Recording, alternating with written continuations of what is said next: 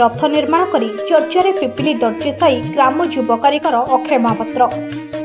विश्व प्रसिद्ध रथयात्रा पाई चलचंचल श्रीक्षेत्र धाम भक्त भगवान को महामिलन पाई किए केउं भाबरे कार्य करितबा बेले ताहार अनन्य उदाहरण देखा मिली पिपिली पौरांचल जड़े जगन्नाथ प्रेमिक हाथ तैयारी महाप्रभुंक रथरे। विश्व ब्रह्मांडर बड़ ठाकुर बड़ यात्रा जेतिकी पाखी आसुछि प्रति वर्ष भक्त मानक पई नुआ नुआ भेटी करी सेतिकी प्रशंसा साउंटुछंती पिपिली दर्जीसाईर युव कारिगर अक्षय महापात्र। एई वर्ष से अरुआ चाउल रे तैयारी करिछंती महाप्रभुंक रथ। अति सुंदर भाबरे रथर चक चारमाल 22 पाहाच पोटल पाराभाड़ी सहित रथ मध्य प्रभु श्री जगन्नाथ श्री बलभद्र और मां सुभद्रंक प्रतिमूर्ति स्थापन करिछंती। एथिपाई अक्षय महापात्र को 2 ରୁ 2.5 मास अक्लांत परिश्रम करने को पड़ता बेले अरुआ चाउल तैयारी महाप्रभु सुंदर रथटी भक्तमान उद्देश्य करिछंती। 2 फुट उच्चरे एही रथरे लागिछि 1200 ग्राम अरुआ चाउल। चाउल को अति निखुण भाव जोड़ी जोड़ी रथ निर्माण करिछंती अक्षय। एथिपाई तांको मां संजुलता महापात्र मध्य सहयोग करिथिबा बेले कार्य को नहीं बेस खुशी अछंती पूरा परिवार।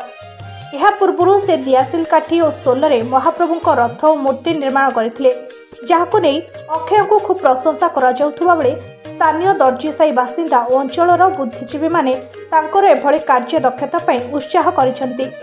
अक्षय महापात्र जड़े जगन्नाथ प्रेमी होइतिबा बेले पिपिलीर श्री पतितपावन मंदिर रे तांको परिवार सेवा कार्य करिथंती बोली से कहिसंती।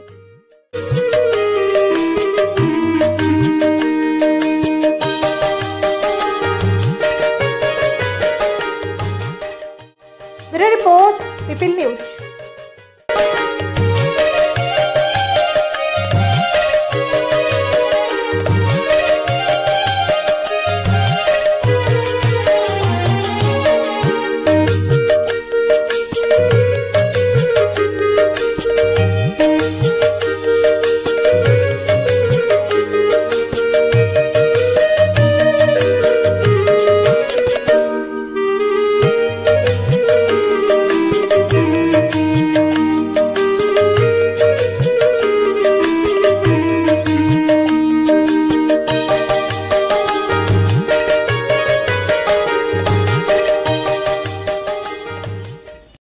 मो ना अक्षय कुमार महापात्र घर आज्ञा दर्जीसाई।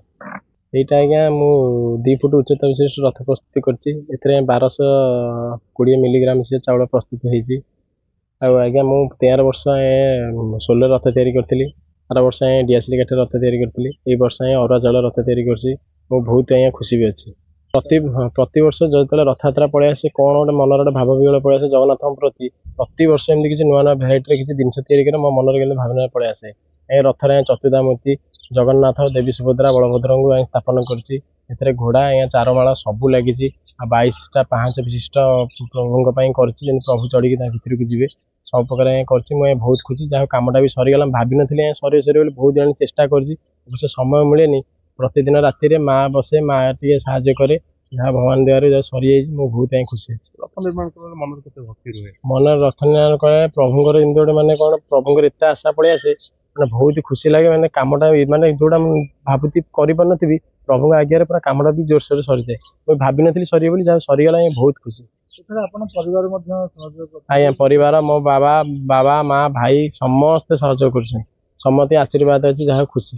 आज्ञा पतितपावन आज्ञा आज्ञा पतितपावन आमर मंदिर अच्छी आमर सेवायत घर आम घर आज्ञा गज उदाहरण विषय जाए बाजा फजा बाजिक सब जाए प्रति वर्ष आमर सेवायत घर बाबा आमर गोटे माने चांदुआर भल कारीगर जगन्नाथ भाई कर भाई पर मुझे कर आगु एमती प्रति वर्ष किसी नुआ नुआ भेराइटी करी जहाँ बाबा माँ का ना रखी बहुत खुशी होती जो जाऊँ चर्चा प्रशंसा मिलूँ।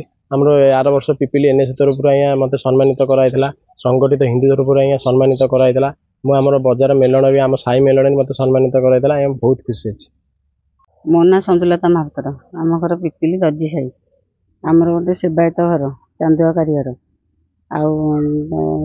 ता बाबा गोटे चांदुआ कारीगर मो बड़ पुओ भी काम करे सान पुओ भी करे तार गोटे इच्छा है रथ काम करने रथ कला फास्ट सोलर कला डियासिल काटी वर्ष कर अरुआ चाउल आर वर्ष कौन कर जगन्नाथ जहाँ डोरी थो जहाँ महिमा ତାଙ୍କ ଆଶୀର୍ବାଦରୁ ତ ସବୁ ଚାଲିଛି। ତାଙ୍କର ଡୋରି ନ ଲାଗିଲେ କିଛି ହେଇପାରିବନି। କେମିତି କଣ ନିର୍ମାଣ ହେଲା ଆପଣ କଣ ତାଙ୍କୁ ସାହାଯ୍ୟ ହଁ, କରିଥିଲେ? ସେଇ ଅରୁଆଚାଉଳରେ ସିଏ ତ ଦୋକାନକୁ ଯାଏ ଦିନ 10ଟାରେ, ଆସେ ରାତି 10:30କୁ, 10ଟା 10:30 ଏମିତି ଆସେ। ଆସିଲା ପରେ ସେ ଖାଇ ପିଇକି ଫେଣି କାମ করে ରାତି 12ଟା 1ଟା ପର୍ଯ୍ୟନ୍ତ। ମୁଁ ତା ପାଖରେ ବସେ ଆଉ ତାକୁ ସାହାଯ୍ୟ କରେ। ସାହାଯ୍ୟ ମାନେ କ'ଣ କି ସିଏ ବସିଲା ମାନେ ତାକୁ ଅଠା ଗୋଟେ ଚାଉଳ ଆଉ ତୋର ଜଗିକି ନ ବସିଲେ ସେ ପୁଣି କେମିତି କରିବ? ଏତେ ରାତିରେ କଲା ବେଳକୁ ତାକୁ ବାଧା ଲାଗିବନି, ଶୋଇପଡ଼ିବ। ସେଥିସକାଶୁ ମୁଁ ତା ପାଖରେ ଟିକେ ନାକୁ ବସେ ଆଉ ସିଏ ରଥ କାମ କରୁଛି ବୋଲି ଆମ ଘରେ ସମସ୍ତେ ଖୁସି, ମୁଁ ବି ବହୁତ ଖୁସି। ଆମ ସାହି ପଡ଼ିଶା ଏଭଳି ଲକ୍ଷଣ କେବେଠୁ ଦେଖିଲେଣି ଆପଣ? ହଁ, ସିଏ କଲାଣି 3-4 ବର୍ଷ ହେଲାଣି। ପିଲାବେଳେ ତାଙ୍କୁ ସେମିତି କିଛି ଲକ୍ଷଣ? ନାଇଁ, ପିଲାବେଳେ ତାର ଏମିତି ସିଏ ତ ଚାନ୍ଦୁଆରେ ସବୁ କରେ, ଜଗନ୍ନାଥ ହାତୀ ବେଶ, ସୁନା ବେଶ, ପଦ୍ମ ବେଶ, ତାକୁ ସବୁ ଜଣା। ତାକୁ ସବୁ କରିବା, କାଚ ବାଇଡିଙ୍ଗ ସୋଲରେ ସବୁ ମାନେ କରୁଛି, ତିଆରି କରୁଛି ଜଗନ୍ନାଥ ପତାକା ସୁଭଦ୍ରା। ତା କାମ ବି ବାହାରକୁ ଯାଇଛି। ହଁ, ମୁଁ ବହୁତ ଖୁସି। ହଁ, ସେଇ ତାଙ୍କ ମହିମାରୁ ତ ସବୁ ଚାଲିଛି ନା। ତାଙ୍କର ଆଶୀର୍ବାଦ ନଥିଲେ କିଛି ହେଇପାରିବନି। ଟିଭିରେ ଦେଖୁଛନ୍ତି ସମସ୍ତେ, ବହୁତ ଖୁସି ହଉଛନ୍ତି, ସମସ୍ତେ ବି ପଚାରୁଛନ୍ତି, କହୁଛନ୍ତି। ହଁ, ସମସ୍ତେ ବହୁତ ପ୍ରଶଂସା କରୁଛନ୍ତି।